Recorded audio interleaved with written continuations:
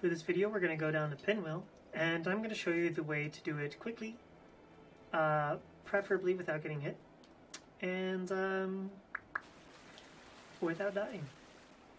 So there's a few ways to do it. Some strats are safer but take longer to set up.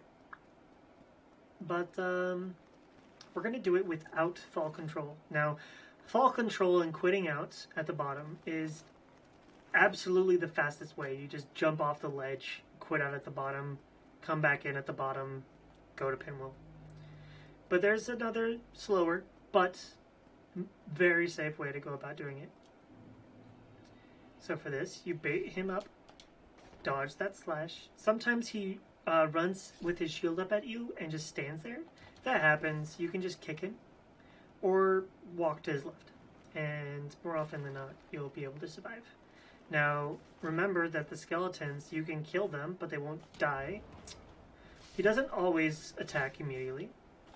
But if you want to go fast and don't mind getting hit, you can actually roll and immediately spam A to get to this. You'll suck to it, and you'll have invulnerability frames while he throws a fireball at you, which is nice, right? You don't want to take damage, and you want to be flashing. So if a necromancer is dead in the area, which the necromancer for the sphere of influence is right there, we killed him, so these guys stay dead. There's another necromancer who has a different sphere of influence. It is a sphere, not just like line of sight kind of thing. You can shoot him with a bow. Now if he starts throwing spells at you, that's fine. He won't be able to hit you from here. As long as you don't go too far forward, you won't aggro the skeleton over there. Now, sometimes he drops the skull lantern, and if he does, that's cool. But if not, that's cool too. You can just walk here, and they just roll off the ledge. Very rarely will they actually walk up here and attack you. So if that happens, quit out.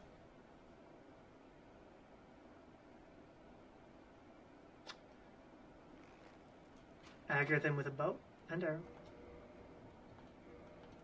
Oh, nice. He might actually hit me. Nope. If it looks like he's about to, just walk over here, and he'll just fly off. If you saw the sword was actually sticking through the ground, that can hit you. So keep that in mind.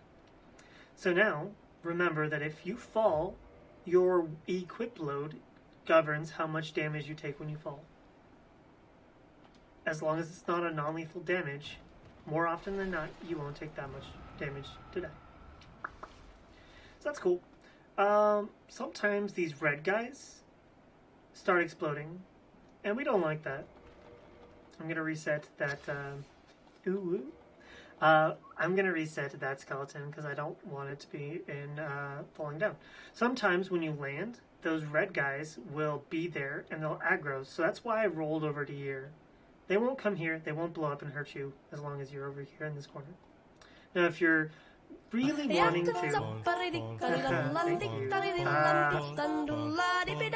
entirely sure... That might be copyrighted, so I might have to make this again. That's fine, don't worry about it.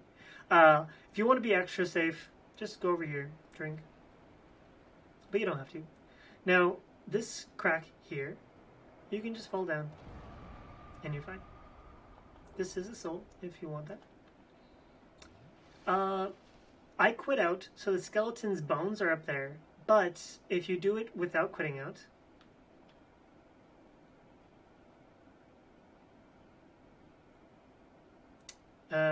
sometimes they'll fall down here, and because there's a new sphere of influence of a necromancer, he's over there. Actually, there's one up here somewhere as well. Then they'll actually respawn up here, and that's no bueno. So it's hard to see, but you can see these bone skeletons, bone wheels, are chilling. That's good. We want it to be like that. So I like to run and jump. Some people like to roll off. Some people like to go down to that ledge right there. Throw fire bombs. You can hit them with certain weapons if you want to. You can also do spook. You can wear a ring called the fog ring. You can also wear the slumbering dragon crest ring. There's a lot of different ways that you can do it. If there's an enemy where my head is, that's roughly where we're going to be landing if we run and jump. So what you can do is you can have your you can have your halberd out or any weapon and do a running jump plunge attack, kill that one, roll, and then keep running. But I'm just going to do a run and jump because there's no enemy there. I'm going to roll so it's not a hard land. Unfortunately, they didn't run. So if you see the bone wheels starting to show up at the very bottom of your screen, just run perpendicular to where you are. Just immediately perpendicular, and they'll miss you. So if it's slightly at an angle, going left, obviously you want to go right. If it's slightly at an angle going right, obviously go left. More often than not, you're never going to get hit by those guys as long as, while you're running, you just quickly shift directions.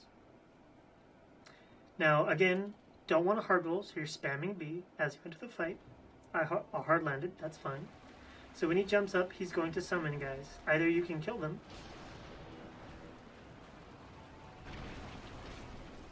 or you can kill him. As long as you do enough damage to him, he will, those guys will disappear. Now, he has a lingering hitbox for you to hit him, which is why I was able to kill him when he teleports and disappears. Just like in Dark Souls 3, if you hit them once, the illusions disappear. But the illusions still do magic damage to you.